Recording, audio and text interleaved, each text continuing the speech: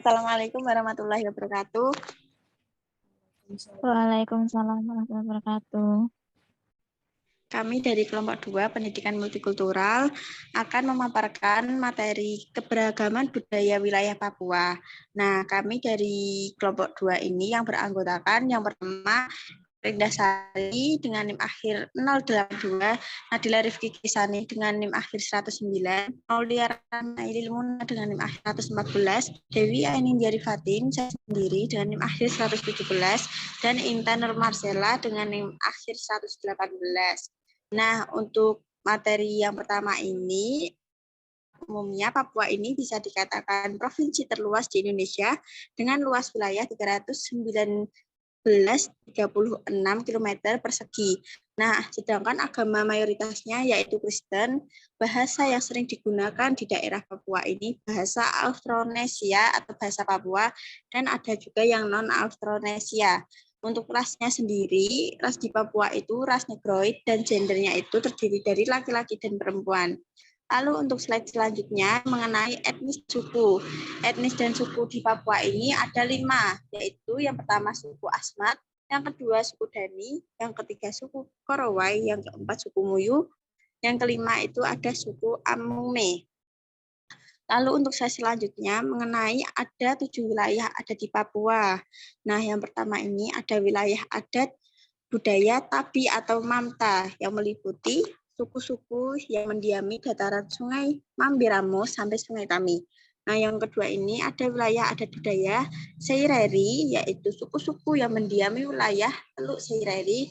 Yang ketiga ini ada wilayah adat budaya Berai, yaitu meliputi suku-suku yang mendiami daerah Kepala Burung. Nah, untuk slide selanjutnya yaitu yang nomor 4, itu ada wilayah adat budaya Bumberai yang meliputi suku-suku mendiami daerah Teluk Bintuni hingga ke Mimika. Yang kelima ada wilayah adat budaya Haanim, yaitu wilayah suku-suku yang mendiami daerah antara Asmat sampai Kondo yang disebut juga Merauke.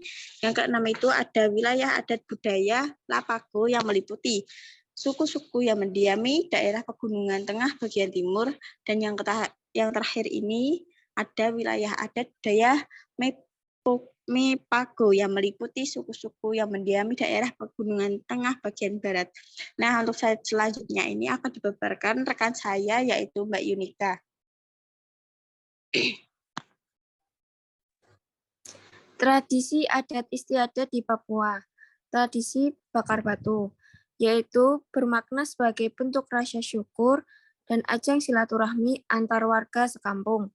Acara bakar batu biasanya diadakan pada saat kelahiran, perkawinan adat, penobatan kepala suku, dan pengumpulan prajurit perang.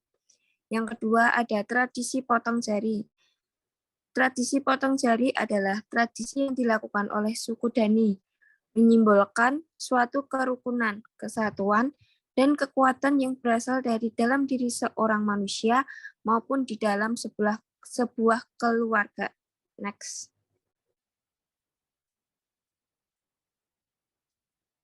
Yang ketiga ada tradisi Ararem. Ararem adalah tradisi khas suku Biak. Tradisi ini biasanya diadakan di acara perkawinan. Ararem adalah ara-araan keluarga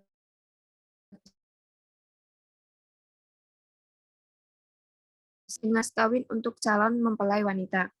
Yang keempat, tradisi tato. Tradisi tato adalah tradisi menghias diri dengan tato di tubuh. Dilakukan oleh suku Moi atau suku Malamoy.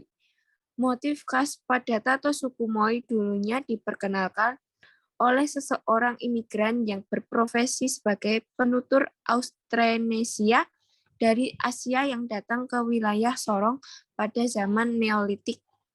Next. Nah, untuk jenis pakaian adat di Papua, terdapat 5 jenis pakaian adat. Yang pertama, koteka.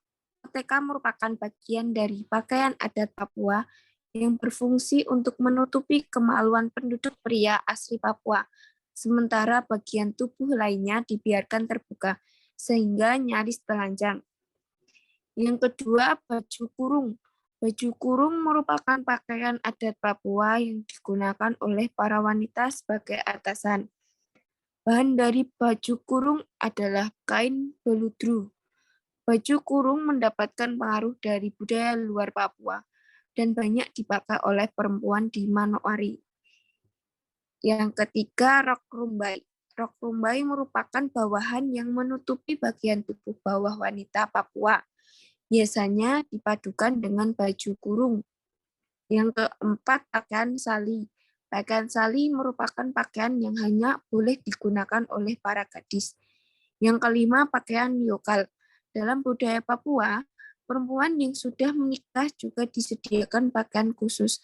Fungsinya jelas, pakaian ini untuk menutupi tubuh wanita bagian atas dan hanya boleh dikenakan oleh mereka yang sudah menikah.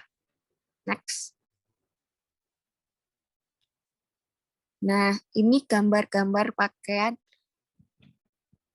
koteka, pakaian yokai, yokal, pakaian sali, dan rok rumbai, dan baju kurung.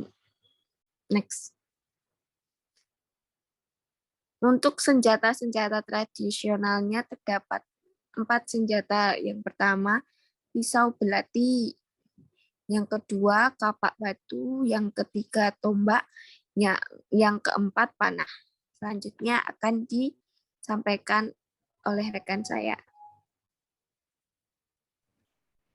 Berikutnya adalah rumah adat Papua. Yang pertama, rumah Honai. Salah satu yang unik dari masyarakat Papua adalah laki-laki dan perempuan yang telah dewasa tinggal secara terpisah. Untuk laki-laki dewasa, mereka tinggal di sebuah rumah yang disebut dengan Honai. Biasanya, Honai dapat kamu temukan di kawasan lembah atau pegunungan. Rumah Honai berukuran kecil, yakni hanya 5 meter persegi dan terdiri dari 2 ruangan yang terpisah dalam 2 lantai. Lantai pertama digunakan untuk melakukan beragam kegiatan dan lantai 2 untuk tempat tidur. Rata-rata ukuran rumah Honai memang tidak terlalu luas dan cenderung sempit. Hal ini dimaksudkan agar rumah tetap hangat untuk menahan suhu dingin di malam hari.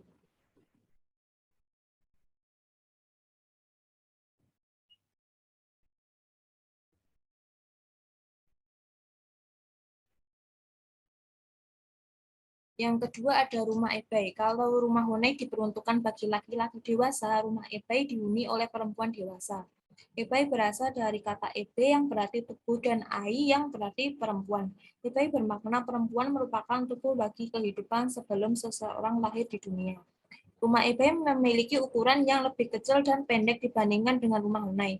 Rumah ebai terletak di bagian sisi kiri atau kanan dari rumah Honai yang pintunya tidak sejajar dengan rumah Honai. Di rumah ebai inilah biasanya perempuan melakukan berbagai kegiatannya. Di sini pula para ibu akan mengajarkan kepada anak-anak mereka tentang beragam hal sebelum sang anak menikah nanti.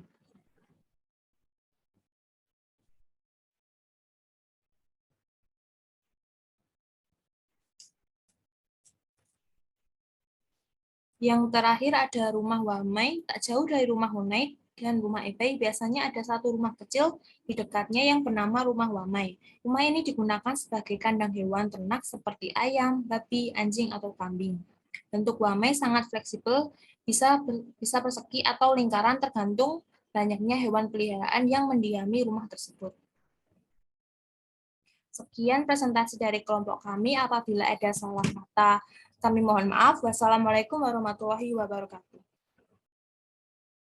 Waalaikumsalam warahmatullahi wabarakatuh.